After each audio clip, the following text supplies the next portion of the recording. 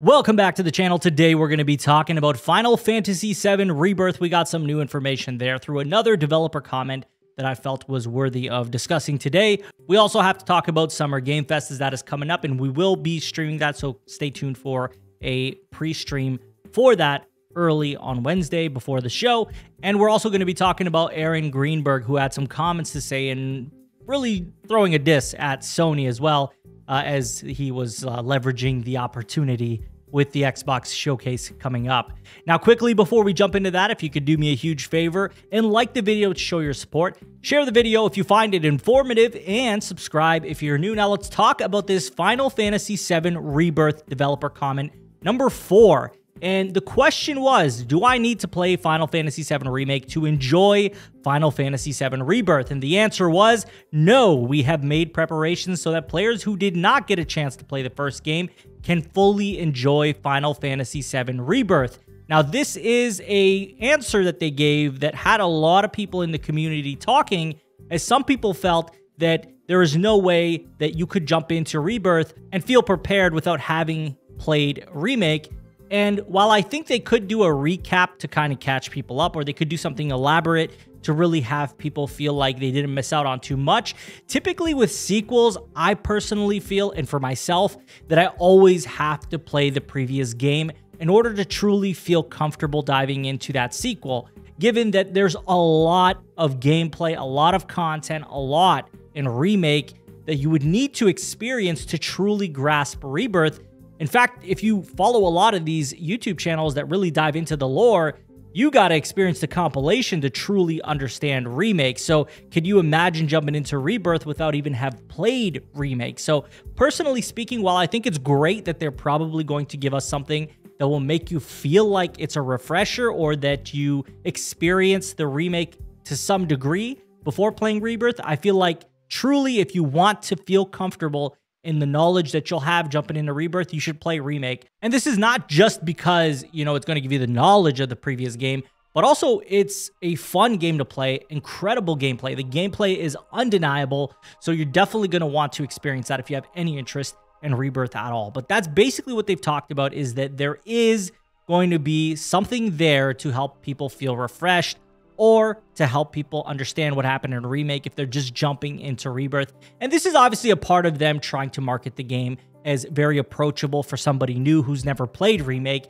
and that's the goal here. They don't want people to look at this and be like, I don't know if I want to jump into this because I haven't played the previous title, which would obviously impact sales to a degree as well. Now, it's also important to note that we are continuing to get these developer comments. This is number 4, day after day, leading up to Summer Game Fest, which truly has me believing that on day 7, we're going to get a trailer. And maybe the question will be, when's the next time we're going to get a look at Final Fantasy VII Rebirth? And their answer might be today, in relation to Summer Game Fest being the same day that that question is being asked and it's being answered. So I feel like it's possible that that could be the case. Now, that is pure speculation, but it's speculation I see that not only I was making, but also other people in the community that I respect and seem to follow this kind of thing very closely. So very optimistic about this, and very sure in a lot of ways that we're going to see this during Summer Game Fest. And speaking of Summer Game Fest, we're going to talk about that today as well, because that is coming up on Wednesday. It's a big show. Typically, they're okay shows. You know, the Game Awards, Summer Game Fest, they're never exceptional shows, but they're okay shows. And we know that PlayStation is supposed to have a presence there to some extent, whether that's going to be all types of announcements, or whether that's going to just be a small trailer or an update on a previous game we know about, is another story. There is no solid concrete evidence that we're going to see anything major at Summer Game Fest from Sony, but I would imagine that we could see a couple things. And I did do a predictions video, but I'm going to cover a few things that I think that we could see there. I would say that Death Stranding 2 likely going to be a game that's going to be there. I would be shocked if that game is not there. If anything, I think that's one game that definitely will be there. And it might be a case where we only get Death Stranding. But outside of Death Stranding, I could see another exclusive coming through, being Final Fantasy VII Rebirth. And then I also feel like, is it possible we could get a Spider-Man 2 trailer, maybe a small update, especially since we've seen that the game has been posted for pre-orders on GameStop's website, as somebody had found before. So maybe that is where we're going to get the release date.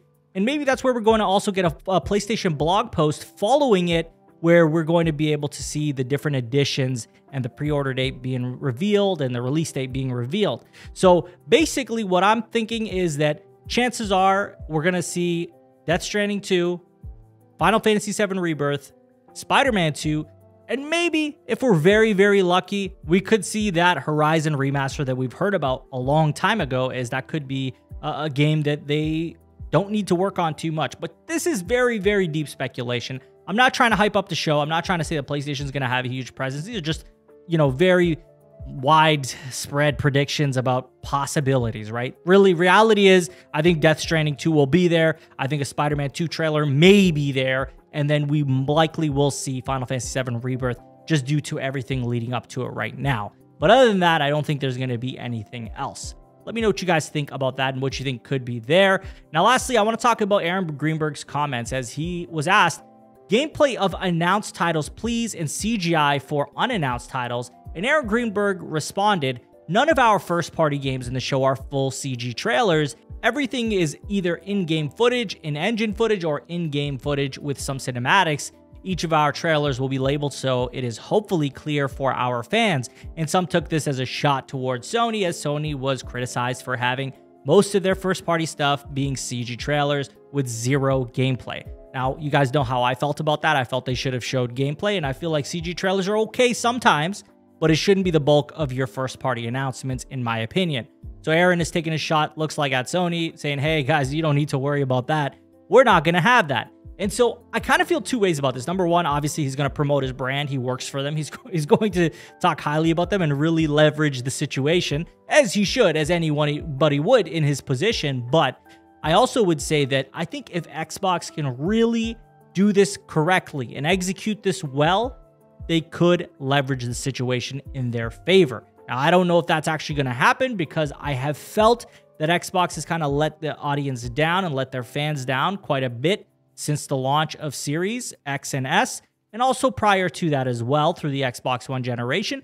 But I'm hopeful that they're going to do exceptionally well in hopes that that will light a fire underneath Sony and make them go all out and never have people speculating that they held back, because that's something I don't want from Sony. I don't want them to hold back. I want them to go all out, show us everything you have when it's appropriate. I never want people to speculate, oh, did Sony hold back? So I think if Xbox comes out the gate, shows a ton of great stuff, gets the buzz and hype going around them, that Sony's going to have to respond in some way because, well, the gaming business is very important to them and they have to stay strong in that business. And the only way for them to do that is continue to give us excellent titles and excellent showings. So hopefully that will be in response to whatever Xbox does. That's if Xbox does a great job. We don't know yet. They're kind of a wild card at this moment because they haven't really blown us away in a very, very long time. I mean, very, very long time. So I'm hoping that'll change with this Xbox showcase, but we'll see. I'm not going to put too much hype into it